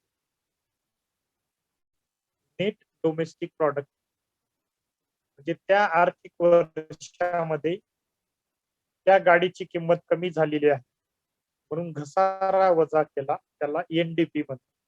पण भारत जगामध्ये किती नंबरला आहे जीडीपीच्या बाबतीमध्ये? तर हे मात्र आपण याच्यावरच काढतो, ढोबळ काढतो. जीडीपी ही ढोबळ संकल्पना आहे. याच्यामध्ये प्राचार्य सरांच्या गाडीची किंमत 4 लाखांनी कमी झाली हे काउंट होत नाही. तर तिथे ती 10 लाखच आहे. याच्यामध्ये अजूनही ती 10 लाखच दाखवली जाते. मागच्या आर्थिक वर्षात सरांनी ती गाडी घेतली असेल, मागचं आर्थिक वर्ष म्हणजे 2019-20 मध्ये घेतले समजा, किंवा 2020-21 मध्ये घेतले, म्हणजे हे आर्थिक वर्ष कधी सुरू झालं? 1 एप्रिल 2020 ला, आणि हे आर्थिक वर्ष संपणार कधी? 31 मार्च 2021 ला. तर हे फायनान्शियल इयर आहे. त्या फायनान्शियल इयर मध्ये ज्या ज्या वस्तू तुम्ही खरेदी केलेल्या आहे किंवा तुमच्याकडे ऑलरेडी आहेत, त्या आर्थिक वर्षातल्या वस्तू आणि सेवा त्या आर्थिक वर्षात मिळाले, तुमची पगार, या सगळ्यांची जी ढोबळ संकल्पना आहे त्याला मित्रांनो म्हणायचं जीडीपी. आता याच आर्थिक वर्षामध्ये सरांनी गाडी घेतली होती, आदरणीय प्राचार्य सरांनी 10 लाखाची गाडी, आणि आता विकायला काढली 31 मार्च नंतर.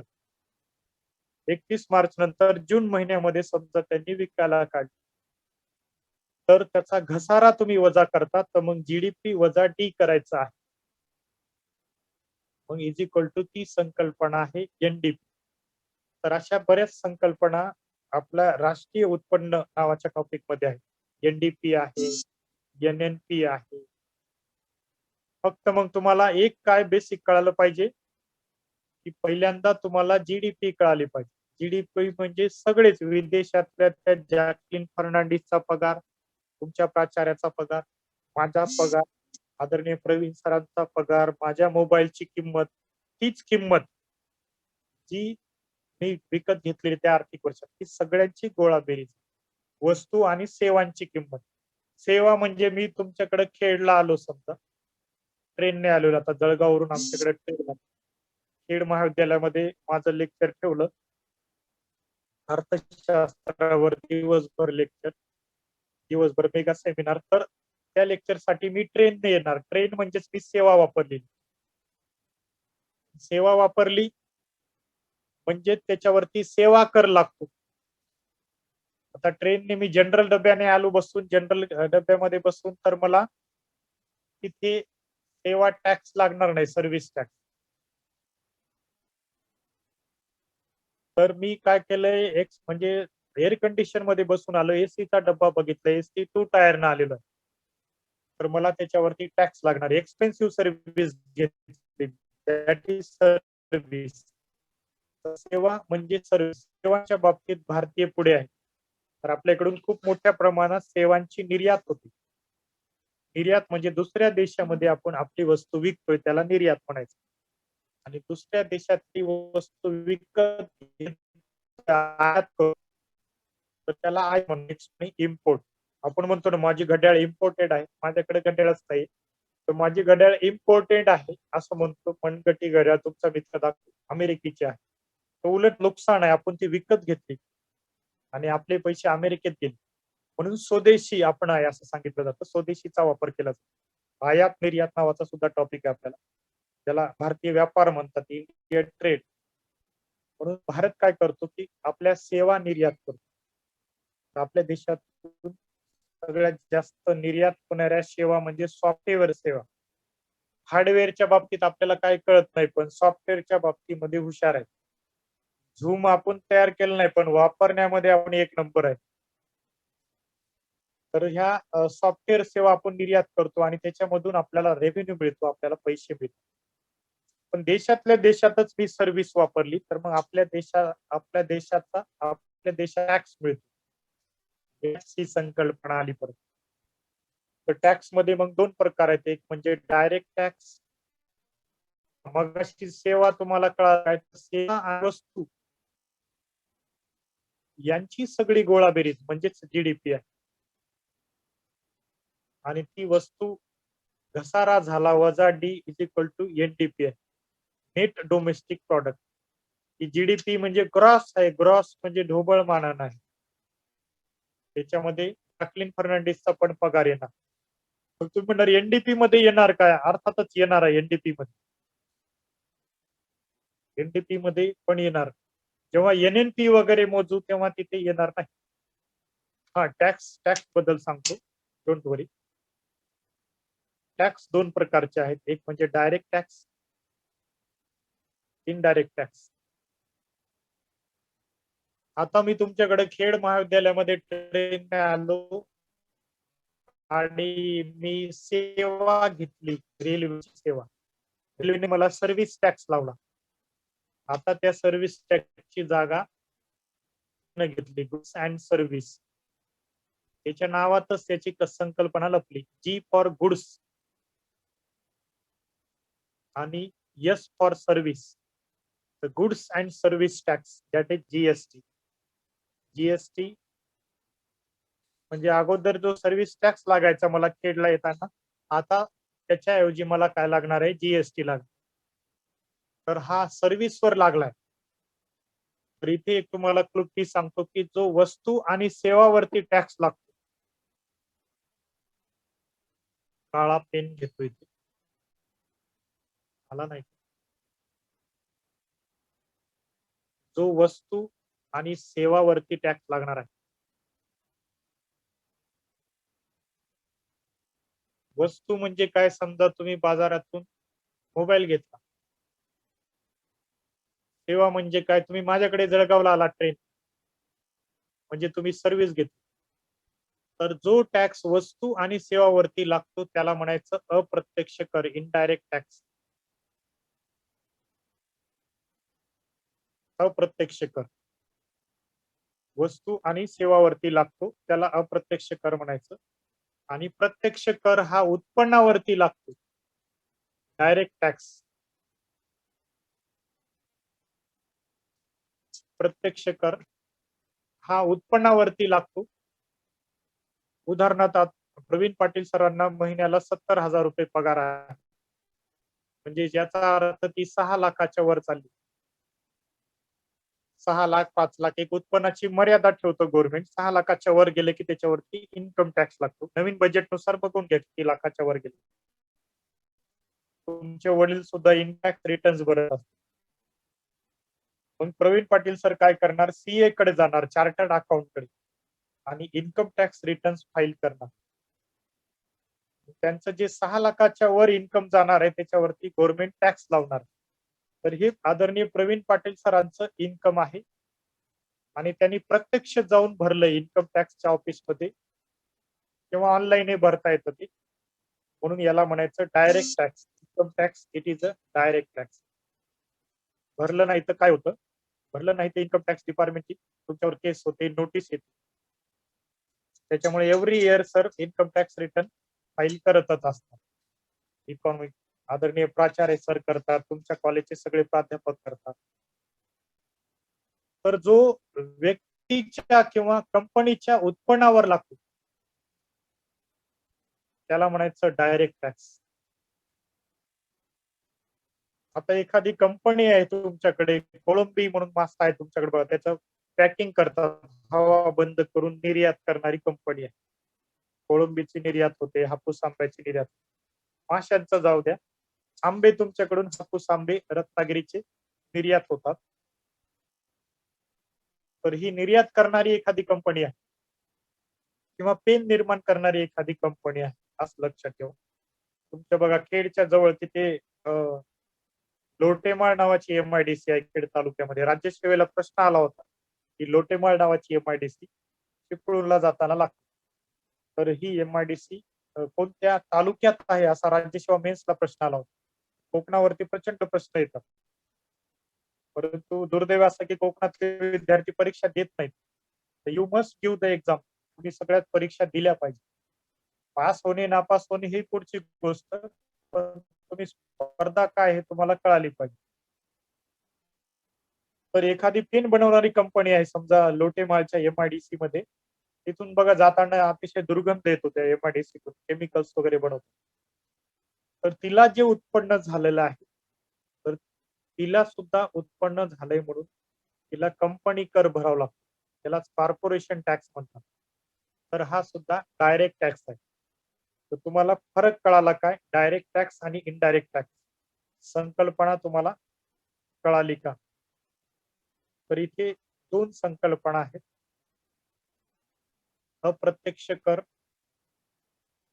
जो वस्तू आणि सेवावरती लागतो.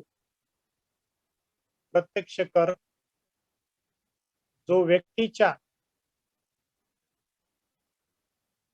जे उदाहरणार्थ आपण प्रवीण पाटील सर घेतले, किंवा तुमची लोटेमाळच्या MIDCतली पेनची कंपनी आहे, कंपनीच्या उत्पन्नावर लागतो. व्यक्तीच्या किंवा कंपनीच्या उत्पन्नावर लागतो, त्याला म्हणायचं डायरेक्ट टॅक्स. हे डायरेक्ट तुम्हाला जाऊन भरावं लागतं.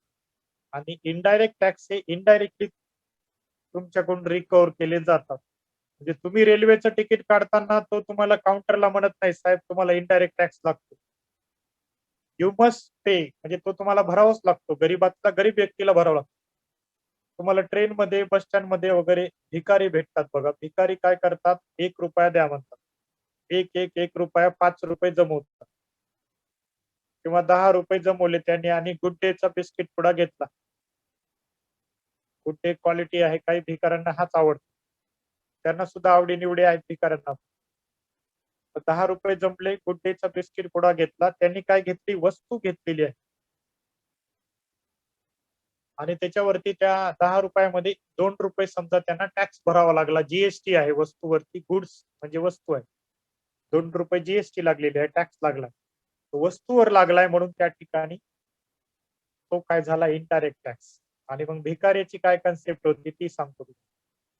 तर भिकाऱ्याला सुद्धा 10 रुपये आहे, किंवा मुकेश अंबानीचा मुलगा गेला आणि त्याला सुद्धा गुड डे आवडतो समजा, मुलगा नातू जो काय असेल तो, तर नातू गेला आणि त्याने गुड डे बिस्किट मागवलं आणि त्याला 10 रुपयालाच मिळतो.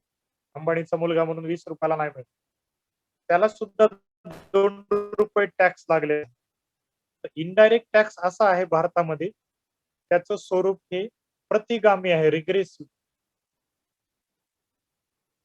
प्रतिगामी म्हणजे गरीबाला पण तेवढाच लागतो आणि अंबानीच्या मुलाला, नातवाला तेवढाच लागतो. त्या टॅक्सेसच्या बाबतीमध्ये प्रतिगामी म्हणजे भेदभाव केला जात नाही. आणि डायरेक्ट टॅक्सच्या बाबतीमध्ये मात्र भेदभाव होतो.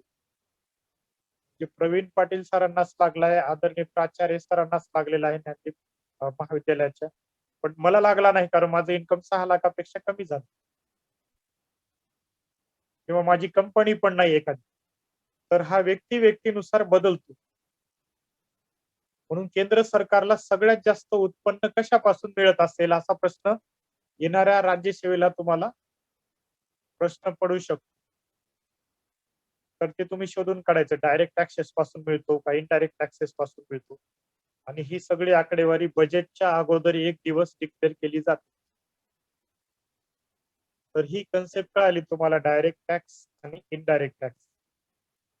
आता बजेट नावाचा खूप महत्वाचा टॉपिक आहे, त्याच्यावरती प्रश्न विचारले जातात. दरवर्षी आपल्या भारताचं बजेट हे आपण आता किती तारखेला मांडणार आहोत असा प्रश्न येईल. या वर्षीचं बजेट किती तारखेला मांडलं केंद्राचं बजेट? पर्याय देतो मी तुम्हाला. 1 फेब्रुवारीला, 28 फेब्रुवारीला, 28 फेब्रुवारी उद्याच आहे, 1 जानेवारीला किंवा अजून मांडलेलं नाहीये असा एक पर्याय. भारताचं जे बजेट आहे.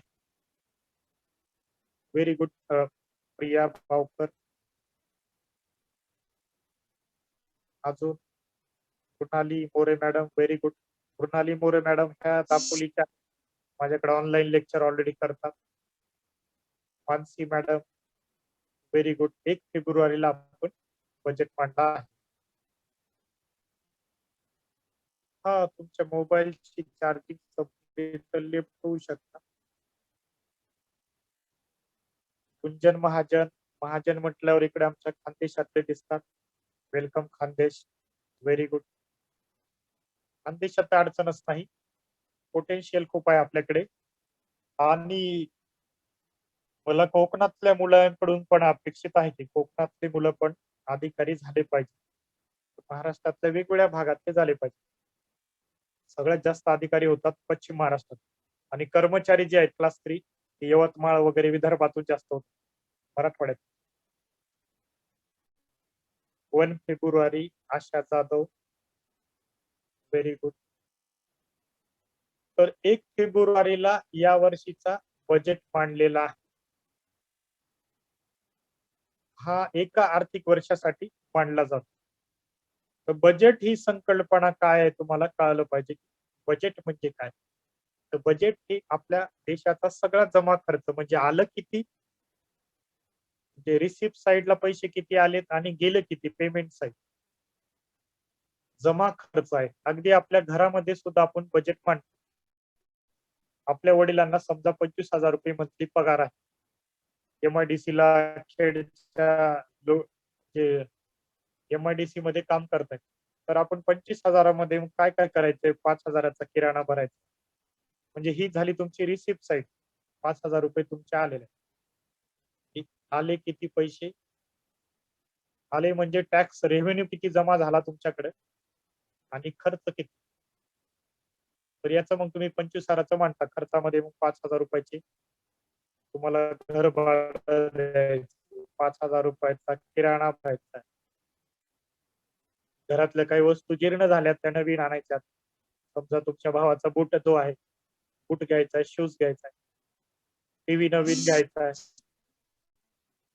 महाबळेश्वरला फिरायला जायचंय, थंड ठिकाण आहे. तर हे सगळं तुम्ही त्या महिन्यामध्ये नियोजन करत असता. असंच नियोजन देश पातळीवर होतं, त्याला बजेट असं म्हटलं जातं.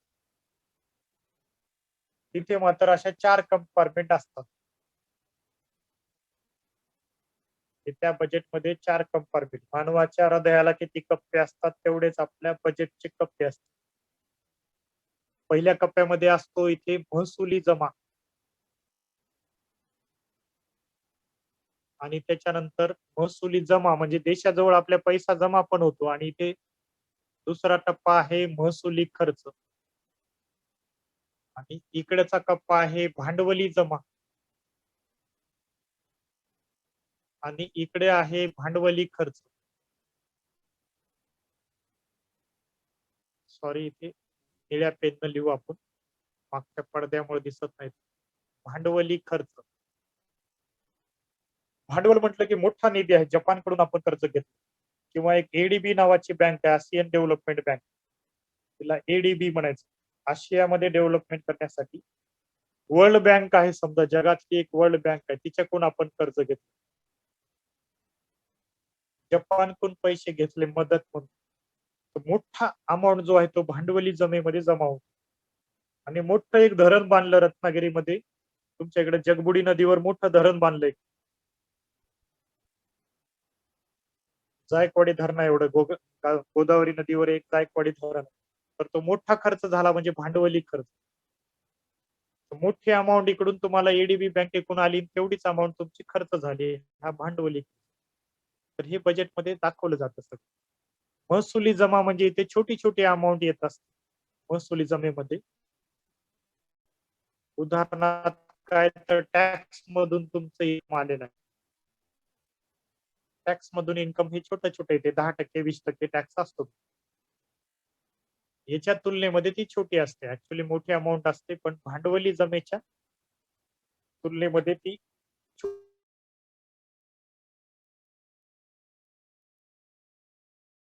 त्याला भांडवली आपल्या संरक्षणासाठी आपण फ्रान्स कडून राफेल विमान घेतलं. ते पण विचारतात कोणाकडून घेतलं. राफेल कोण म्हणजे आपण फ्रान्स कडून घेतलंय राफेल विमान भांडवली खर्च. आणि त्या विमानकाचा विमान चालवण्यासाठी पायलट एखादा खेडचा आलेला आहे किंवा खानदेशातला पायलट आहे. तर या पायलटच्या पगारीचा खर्च म्हणजे छोटा खर्च असणार आहे तो महसुली खर्च. तर छोटा लहान अंक असेल तर त्याला म्हणायचं महसुली खर्च. आणि मोठा अमाऊंट असेल राफेल विमान घ्यायचंय, धरण बांधायचं जगबुडी नदीवर, त्याला म्हणायचं भांडवली खर्च. तर अशा 4 कंपार्टमेंट मध्ये आपला बजेट आहे. परंतु आपल्या राज्यघटनेमध्ये बजेट हा शब्द वापरलेला नाही, याच्यावरती प्रश्न येऊ शकतो. आपल्या राज्यघटनेमध्ये बजेट हा शब्द वापरलेला नाही. तिथे वापरला annual financial statement. Annual financial statement जे वार्षिक वित्तीय विधेयक. अॅन्युअल फायनान्शियल स्टेटमेंट ते दरवर्षी आपण आता 2017 पासून 1 फेब्रुवारीला मांडतो. आपला बजेट आता तो मार्च मध्ये मांडूया आपण. किती मार्चला मांडणार आहे? कालच्या पेपरला आलो. लोकसत्ता पेपर वाचायचा. आता खेडला मिळतो रत्नागिरीमध्ये खेडला, पण खेड पासून जे खेड्यापाड्यामधले मुलं असतात त्यांनी लोकसत्ता ऍप डाउनलोड करायचं. पेपर तुमच्याकडे येत नसेल जमलं तर हार्ड कॉपी. तर त्याच्यामध्ये आपल्या महाराष्ट्राचा बजेट विषय आले. आता अर्थसंकल्पीय अधिवेशन सुरू होणार आहे. आपला बजेट किती तारखेला मांडणार आहे? कोणी वाचलंय? काल परवाच्या लोकसत्तामध्ये आलं. लोकसत्ता का वापरता? तर तो इम्पॉर्टंट आहे. करंट इव्हेंट आहे, चालू घडामोडी. त्याच्यामध्ये काय अर्थशास्त्राच्या पण घडामोडी आहेत. तर ह्या घडामोडी तुम्हाला विचारल्या जातात. चालू घडामोडी 15 ते 20 क्वेश्चन येतात. तर आपलं जे अर्थसंकल्पीय अधिवेशन आहे ते 1 तारखेपासून सुरू होणार आहे. आणि मग बजेट किती तारखेला मांडलं जाणार आहे तर हे तुम्ही लोकसत्ता मधून शोधून काढायचं. लोकसत्ता ऍप डाउनलोड करून घ्यायचं. ज्यांच्याकडे स्मार्टफोन आहे, ऑलमोस्ट सगळ्याकडे स्मार्टफोन आहे. रत्नागिरीच्या मुलाकडे तर चांगला मोठाला फोन आहे. त्या फोनचा म्हणजे दुधारी तलवार आहे. ती कशी वापरली तुम्ही? फोनचा चांगला वापर केला तर खूप चांगला वापर होतो. वाईट वापर केला तर वाईट आहे. व्हॉट्सअप वगैरे फेसबुक याच्यामध्ये तुम्ही वेळ वाया घातला तुमच्या आयुष्याचा तर तुमच्याच आयुष्याचं नुकसान होतं. आणि जर त्याचा अभ्यासासाठी वापर केला तर खूप चांगला आहे. मोबाईल फोनवरती तुम्ही अगदी माझं लेक्चर जळगाववरून करताय, एखादं दिल्लीवरचंही करू शकता. तर माझे जे ज्ञान अर्णव ऑनलाईन अकॅडमी म्हणून माझं जे प्लॅटफॉर्म आहे तिथे मी अत्यंत माफक दरामध्ये लेक्चर घेत असतो. ते 500-1000 रुपये महिन्यावरचे लेक्चर आहे. तर प्रवीण पाटील सरांनी जे सामाजिक उपक्रम राबवलाय. हा व्हेरी गुड. आता उत्तर आलं. ते 8 मार्चला आपलं बजेट मांडलं जाणार आहे. ज्ञान अर्णव ऑनलाईन अकॅडमीच्या वतीने मी पण घेतो लेक्चर. मृणाली मोरे जे आहे तर ती दापोली तालुक्यातून माझ्याकडे लेक्चर करते. 8 मार्चला 2021 ला आपलं राज्याचं बजेट मांडलं जाणार.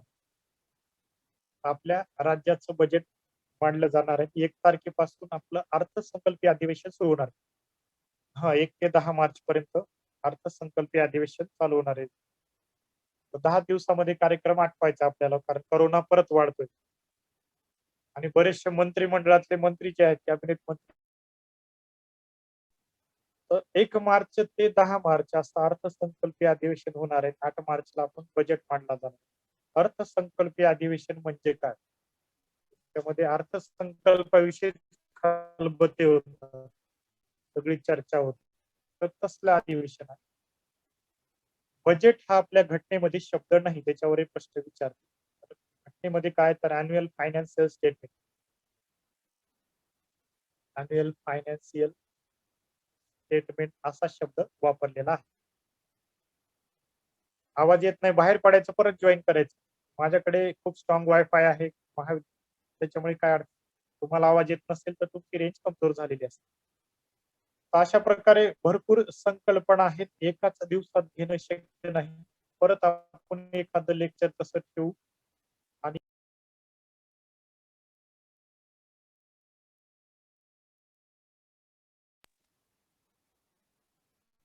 तुमचे काही वैयक्तिक क्वेश्चन असते तर विचारा. सगळ्यांनाच अनम्यूट करता आलं तर करा.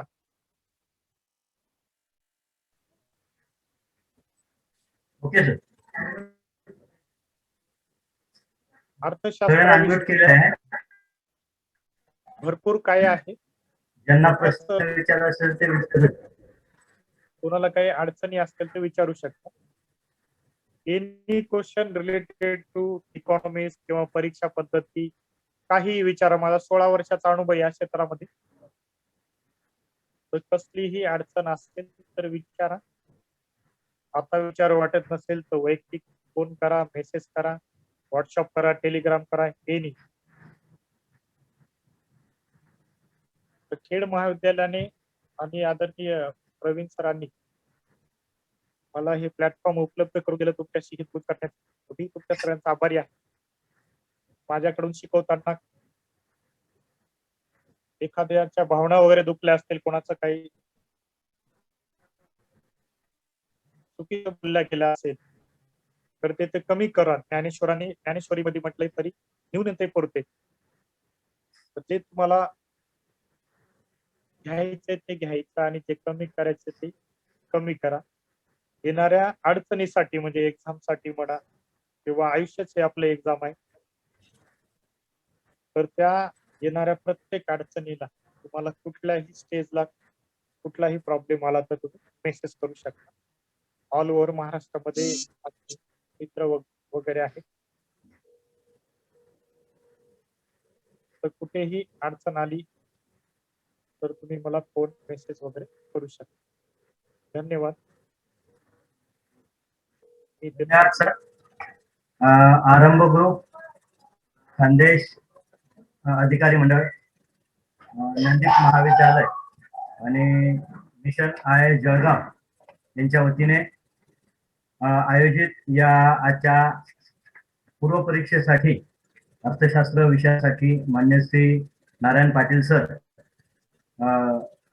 सुयश अकादमी पुणे आणि ज्ञान अर्णव ऑनलाईन कोचिंग यांच्या वतीने सरांनी जे अतिशय उत्कृष्ट असं मार्गदर्शन केलेलं आहे. त्यात सरांनी RBI, SBI, GDP, NDP, direct tax, indirect tax, GST, budget काय असतो आणि बजेटचं जे कप्पे आहेत ते आपल्या हृदयाच्या कप्प्याशी जोडून अतिशय मार्मिक पद्धतीने आणि अतिशय विद्यार्थ्यांना कळेल अशा शब्दामध्ये अर्थशास्त्र सारखा किचकट विषय अतिशय सोपा करून सांगितला. विषयाचे टॉपिक रेग्युलर याच्याशी कसे जोडायचे, जसं RBI आणि SBI, एक स्त्री आणि दुसरी स्त्रीला दिलं जाणारं कर्ज, असं अतिशय दैनंदिन जीवनाची उदाहरणं देऊन आणि विशेष म्हणजे कोकणातील विद्यार्थ्यांना लक्षात घेऊन खेळचं संपूर्ण ज्ञान जरी सर आज जळगावमध्ये असले तरी खेडमधलं लोटे MIDC म्हणजे आमचं महाविद्यालय सुद्धा लोटे MIDC मध्येच 6 किलोमीटर अंतरावर आहे आणि म्हणून एक मुलांना आपलंसं वाटणारं व्याख्यान सर आपलं झालेलं आहे. तुम्ही विद्यार्थ्यांना जे मोटिवेशन दिलं तर त्याबद्दल निश्चितच आम्ही आपले आभारी आहोत. आणि सर्व पार्टिसिपंटला मी सांगू इच्छितो की याच प्लॅटफॉर्मवर उद्या देखील ठीक 5 वाजता तहसीलदार आणि उपजिल्हाधिकारी यांचं विद्यार्थ्यांना MPSC UPSC संदर्भातलं मार्गदर्शन आहे. तरी आपल्याला लिंक येईलच, तरी आपण त्यांच्याशी संवाद साधून या 14 मार्चची परीक्षा म्हणा किंवा पुढे एप्रिलमध्ये येणारी परीक्षा यासाठी असलेले आपले कोणतेही प्रश्न आपण विचारू शकता आहात. तसंच 8 मार्च महिला दिनानिमित्ताने एक विशेष 2 प्रोग्राम आपण आयोजित केले. पुढच्या शनिवारी देखील CSAT बुद्धिमत्तेचे जे काय टॉपिक आहे त्या संदर्भात 1 तासाचं व्याख्यान आणि रविवारच्या दिवशी 2 IAS अधिकारी, महिला IAS अधिकारी हे आपल्याशी संवाद साधणार आहे. आणि म्हणून पार्टिसिपंटना विनंती करेल, आपण त्या देखील कार्यक्रमातून मार्गदर्शनचा फायदा घ्या. आज श्री नारायण पाटील सरांनी अतिशय छान मार्गदर्शन केलेलं आहे आणि भविष्यात देखील त्यांचं मार्गदर्शन जे काय आहे तर ते निश्चित त्याचा लाभ आपल्याला होईल अशी मी अपेक्षा व्यक्त करतो. आणि मी पर्सनली ज्ञानदीप महाविद्यालयाच्या वतीने सरांना विनंती करतो की एकदा जरूर तुम्ही कोकणात या. आता एप्रिल मे महिन्यात हापूस आंबे पण येणार आहेत, ते खायला पण या आणि विद्यार्थ्यांना मार्गदर्शन करून तुमच्या भाषणातून जरी इथले विद्यार्थी मोटिवेट झाले आणि स्पर्धा परीक्षेसाठी काम करायला लागले तर निश्चित पोटेन्शियल आहे आणि कोकणातले सुद्धा अधिकारी तयार होतील अशी निश्चित अपेक्षा व्यक्त करतो. आपण सर जे काय मार्गदर्शन त्याबद्दल आपले तसंच आयोजक Shri Rajendra Chinchole sir, Praveen Pawar sir, Vijaysing Pawar sir, Vaman Patil sir या सगळ्यांचे मी पुन्हा एकदा आभार मानतो. सर्व विद्यार्थी जे जॉईन झाले त्यांना सुद्धा त्यांच्या परीक्षांसाठी शुभेच्छा देतो आणि निश्चित सरांच्या मार्गदर्शनाचा आपल्याला परीक्षेत आलेल्या एखाद्या प्रश्नासाठी उपयोग होईल अशी अपेक्षा व्यक्त करतो. आणि मान्यवरांच्या परवानगीने आजची ही सभा या ठिकाणी संपली असं जाहीर करतो. धन्यवाद.